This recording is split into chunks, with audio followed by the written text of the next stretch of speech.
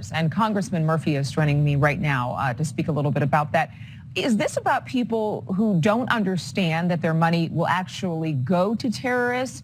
Or are you also concerned about people who are supportive of Hamas, supportive because they're sympathizing with Gaza?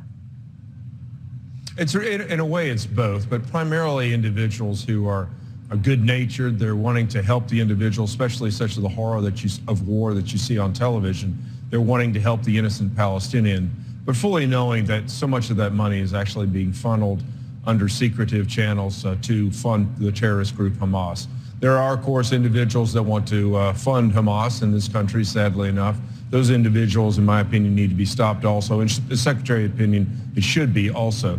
But sadly enough, we have so many scammers on television and on social media today trying to basically steal money from innocent Americans. We want that stopped also. Well, before I get to the social media point, there are college groups. There are groups on campus who operate as nonprofits. Just within the past couple of weeks, we reported on it here in NewsNation about how there are some lawmakers who are pushing to have schools, universities, and colleges have rights taken away or their standing somehow diminished because they're allowing these groups to operate, some of which are not feasible 501c3s. Sure. Well, there's a difference, and I've been very much a very vocal advocate for free speech, and there's a difference between free speech and funding terrorist organizations. I'm fine if people want to protest for Palestinians, absolutely, but when they start doing that for Hamas or for a terrorist organization, I believe that draws a line. You know, the same thing would have happened a few years ago if we'd have been, marching for neo-Nazi groups or something else like that. Those groups that funnel hate and terrorism. It draws a fine line on that, and sadly enough, this is what's now happening on campuses these days. But how do you know the difference? Where is the line drawn? Because I think a lot of Americans, understandably, are concerned about the war. They have compassion for those little babies, those children found in the rubble. And they also have compassion for the Israelis who have been just, their hearts ripped from their chest from what happened on October 7th. So when you see the demonstrations, some of them are peaceful, but some of them, there's a big gray area between supporting Palestinians and supporting a terror organization, right? Sure.